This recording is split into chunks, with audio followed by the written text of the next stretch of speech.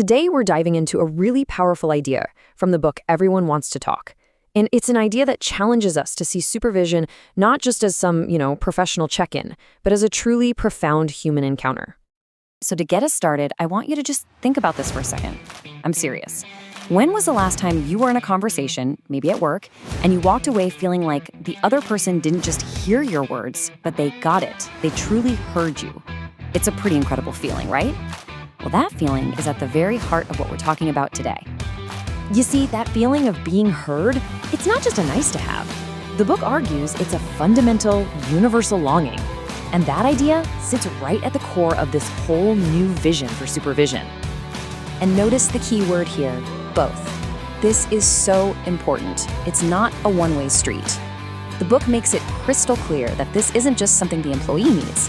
The supervisor, the person in charge, has that exact same fundamental human need. It's a shared journey from the get-go.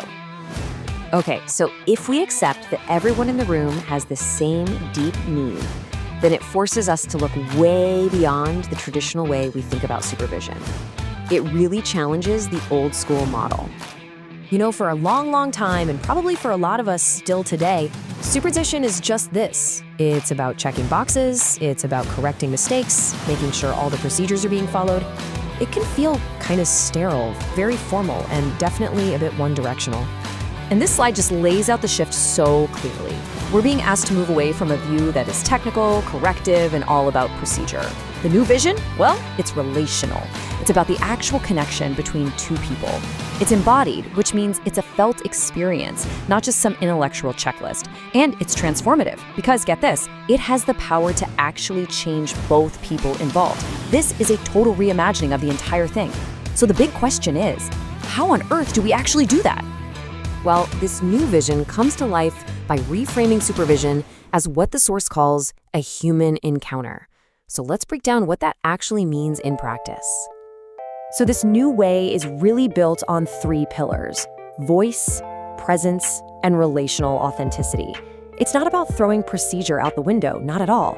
It's about making sure that the procedure doesn't get in the way of two people showing up fully, ready to connect on a human level, not just a professional one. So what does it take to create one of these human encounters? The book points to these core ingredients. You need vulnerability, which of course requires a ton of trust. You need presence, really being there, putting the phone away, putting distractions away. You have to acknowledge the cultural context everyone is coming from. And you have to foster authentic dialogue. These aren't just fluffy buzzwords. They are the active components that really fuel growth and self-awareness for absolutely everyone involved. And when you get those ingredients right, you create something really, really special. The outcome isn't just a better report or a mistake that got fixed. It's something so much more profound. I just love this description from the book, a sanctuary. Just think about what that word means. Safety, refuge, a place for real, honest conversation. That's the goal here, to create a space where people can evolve, not just perform a task.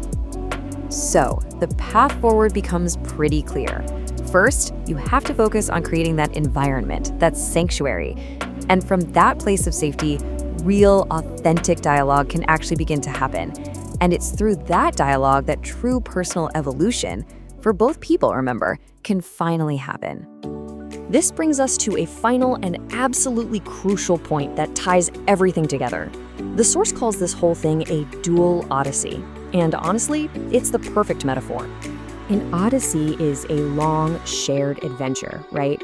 And framing supervision like that reminds us that it is not a one-sided deal. The supervisor isn't just some static expert sitting on a throne. They are also on a journey of growth and learning, right there alongside the supervisee. And that brings us right back around to the full title of the book. You can see how all the pieces just click into place now, can't you? The universal desire to talk, the dual longing that's shared by both people, and this whole idea of it being a transformative journey, an odyssey. So let's end right where we started. The next time you go into a meeting, a one-on-one, any conversation really, doesn't matter if you're the supervisor or the supervisee, ask yourself this one question. Are you just listening to the words being said, or are you listening for that deeper universal longing to truly, truly be heard? Because the answer could change everything.